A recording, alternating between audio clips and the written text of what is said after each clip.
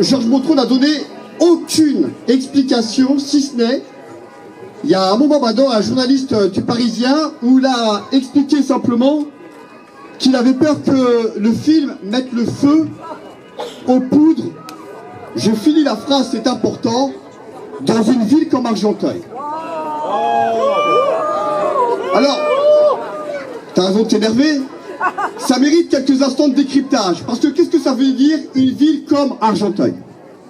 Qu'est-ce qu'il y a dans la tête de M. Motron?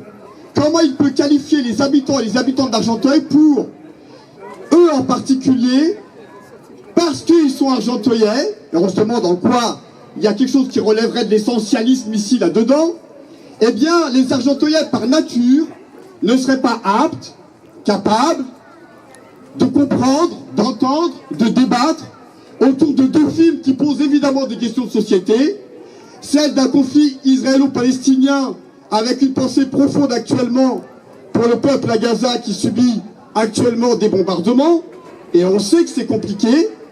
Et puis, il y a 2 ans, le mariage pour tous, et 2 ans après, M. Motron n'a toujours pas digéré la pilule, parce qu'en réalité, la traduction que nous faisons de cela, c'est que M. Motron effectue une censure politique.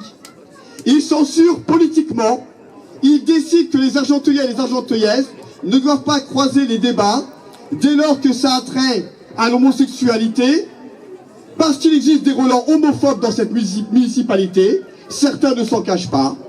Monsieur Motron décide que les Argenteuillais et les Argenteuillaises ne doivent pas approcher, un tant soit peu, ce qu'on appelle le conflit israélo-palestinien, qui n'est rien d'autre qu'une agression d'un peuple par un autre surarmé. Et monsieur Motron ne s'en cache pas, car il a été député dans sa grande carrière politique, et il n'a pas particulièrement brillé lorsqu'il s'agissait de voter pour un État palestinien à l'Assemblée nationale.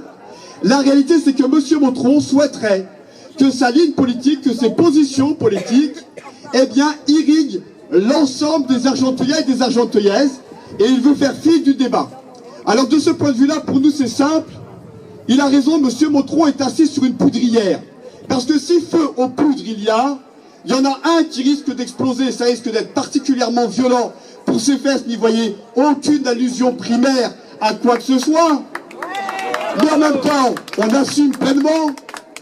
M. Motron a décidé, et c'est pas la première fois, de faire en sorte que certaines associations ne puissent pas avoir droit à la parole comme d'autres.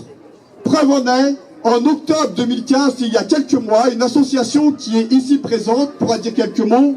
C'est l'association des travailleurs maghrébins de France qui montrait à la municipalité une grande exposition intitulée « Il marche encore ». Il s'agissait de montrer sur différents panneaux ce qu'on appelle la marche de l'égalité depuis 83, la marche pour l'égalité et contre le racisme, qu'on a d'ailleurs mal nommé la marche des beurs, parce qu'on éthnise à chaque fois les questions sociales dans ce pays-là. Eh bien, cette marche pour l'égalité, jusqu'à aujourd'hui, c'est un ensemble de luttes. Et ces luttes étaient représentées sur plusieurs panneaux. Eh bien, M. Motron a eu la bonne idée de faire le tour de ces différents panneaux, il y en avait une vingtaine. Il a convoqué le président de l'association à la personne de Mohamed Nemri de la TMF, et il lui a dit, vous m'enlèverez ce panneau-là, celui-ci, et aussi celui-là.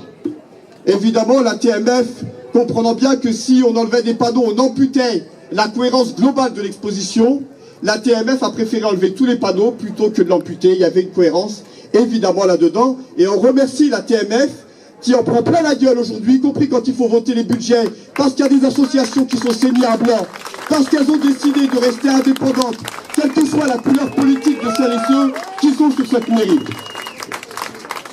Voilà.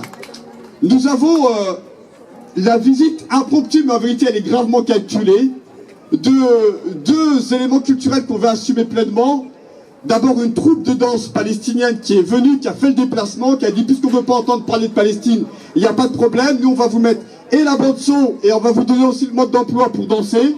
Donc je les appelle, c'est la compagnie d'Abir, si elle peut s'approcher du micro s'il vous plaît.